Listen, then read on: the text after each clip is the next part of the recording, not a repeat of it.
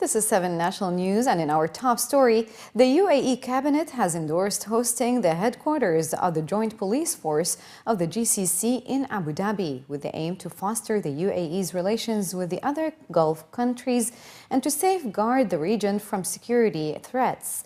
The GCC Police Force will contribute in coordinating efforts across the region, share knowledge and information among other relevant security authorities, which will eventually streamline efforts to maintain safety of people in the region.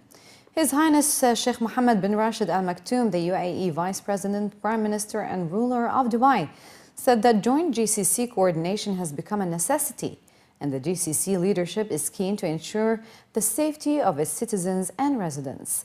His Highness added that locating the GCC Police Force in the UAE, a first of its kind in the region, reflects the fact that the UAE has become a model in safety and peace regionally and internationally. Additionally, the cabinet discussed other topics on the agenda, endorsing a set of regulations to protect consumers, as well as reviewing a number of recommendations submitted by the Federal National Council on issues related to housing, infrastructure, and economy. And His Highness Sheikh Mohammed bin Rashid Al Maktoum, the UAE Vice President and Prime Minister, has issued a decree in his capacity as ruler of Dubai on the organization of fundraising activities and charitable donations in the Emirate of Dubai. Decree number 9 of 2015 aims to encourage community members to donate monies to control and audit the monies collected through fundraising and to ensure such monies reach their intended recipients. The decree defines donations and includes zakat and alms. Pursuant to the decree, it is strictly prohibited to collect donations, permit collecting donations of advertising or fundraising campaigns through all forms of media without obtaining a prior written approval from the Islamic Affairs and Charitable Activities Department, with exception for charitable fundings or fundraising campaigns launched by the UAE President, Vice President, members of the Supreme Council, Crown Princes, and deputy rulers. Any violation of the decree is subject to the infliction of 2 months to 1 year imprisonment and a fine of 5,000 to 100,000 dirhams. Her Excellency Reem Al Hashemi, Minister of State and Director General of the Dubai Expo 2020 Bureau, has called on people across the UAE to contribute by submitting their designs for the symbol to represent the iconic event. According to Emirates news agency WAM, so far more than 15,000 have registered for the Expo 2020 Dubai logo competition, which runs until the 30th of April via the Expo 2020 official website. The competition aims to inspire people to discover their artistic talents and bring together some of the country's most creative minds to share their experience, help guide, and make their mark. Commenting on the competition, Her Excellency stated that Dubai is on a journey to create a transformative expo, adding that developing a logo that reflects and represents who we are and is symbolic of the inclusive event we are creating is a meaningful milestone, as well as the prestige of seeing their design used as the official Expo 2020 Dubai logo. The winner of the chosen design will win 100,000 dirhams, a trip for 4 people to 3 previous World Expo cities, and will receive a season pass for 2 to Expo 2020 Dubai, including an invitation to the official opening ceremony. Reading is the key to knowledge, creativity, and inspiration. That's according to Dr. Amal Al-Qubaisi, the Director General of Abu Dhabi Educational Council, during the launch of their Abu Dhabi Reads campaign. At a press conference, the Director General of ADEC announced the launch of the 3rd edition, which begins today and will continue until the 13th of May, which will focus on the importance of reading and the significant role it plays for developing an individual's character. With an aim to enhance the students' reading and writing skills, the authority will encourage reading workshops, activities, and events to be organized at public and private schools across the Emirate. Commenting on the previous editions, the Director General further added that the reading campaign has been an integral part of their educational philosophy, which aims to promote imaginative thinking to eventually create knowledge-based society.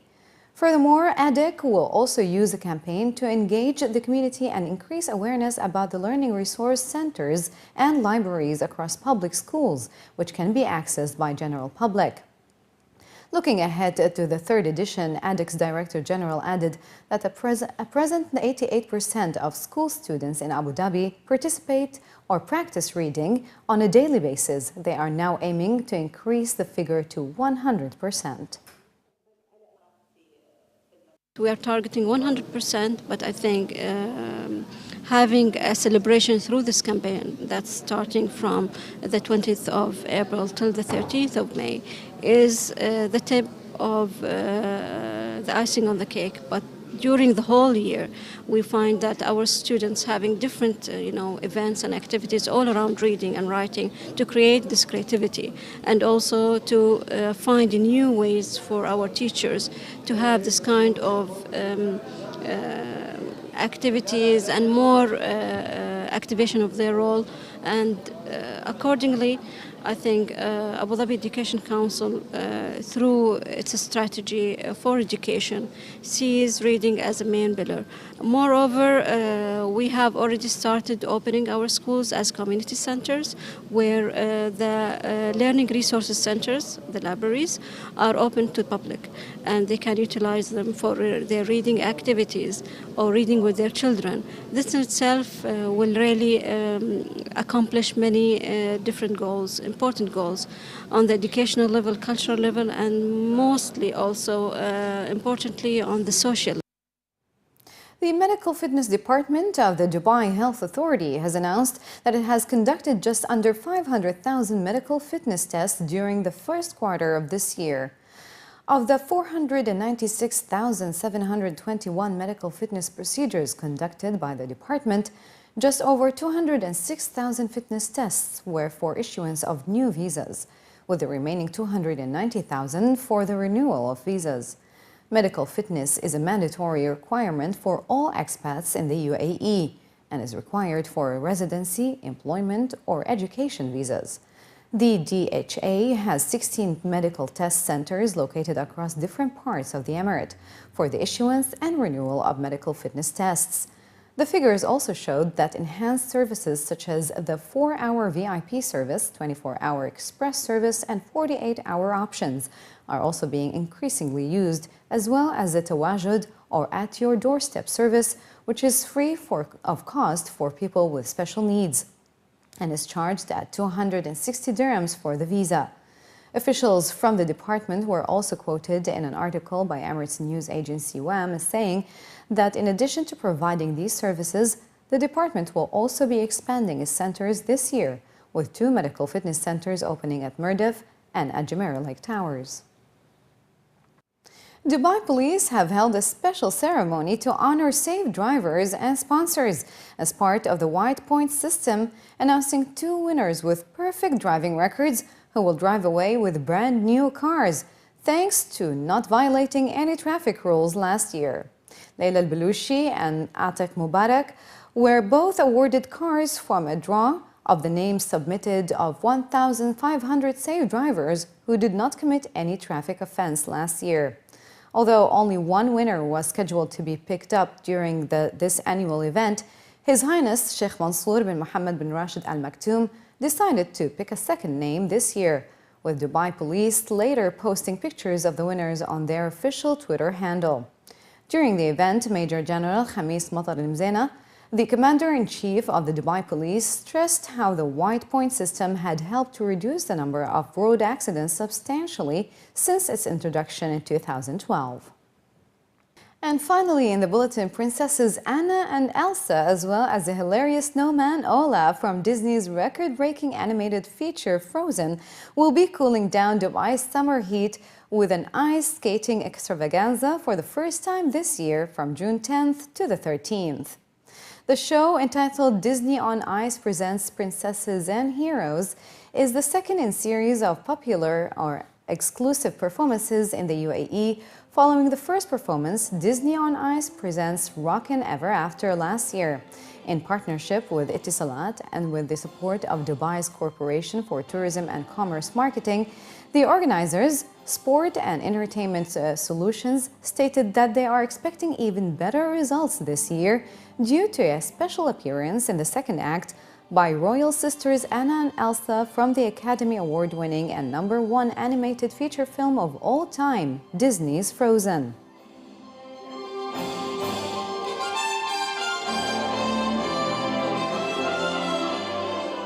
Dubai is one of the fastest growing cities and metropolises in the world. You have hundreds of nationalities living here and calling Dubai home. And the Dubai government, with the auspices, under the auspices of Dubai Calendar and Dubai DTCM, Dubai Tourism, have made Dubai, with the 2020 project of trying to bring in 20 million visitors and tourists by the year 2020, you need to have major events, major family shows. At the moment, there's a lot of shows catered for adults. There's a lot of excellent entertainment, nightlife, theater. The best of retail is available to everyone. But I found a few years ago that there was a little bit of a gap in the market in terms of quality family entertainment shows.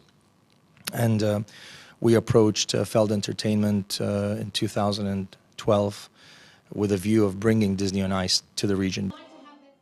The organizers also added that the show will also appeal to adults as well, especially with the lineup of 8 princesses from previous Disney features, including Snow White, Ariel, Belle, and Cinderella, who will also be brought to life by a team of award-winning ice skaters, performers, and choreographers, all carefully selected by the show's producers, who are renowned worldwide leaders in producing and presenting live touring family entertainment experiences. Tickets for the show have gone on sale at Virgin Megastores today, ranging from 150 to 2,000 dirhams. Our target is always to entertain the family. And it's not easy to find the balance in between. Obviously, Disney stories, so popular, everyone knows.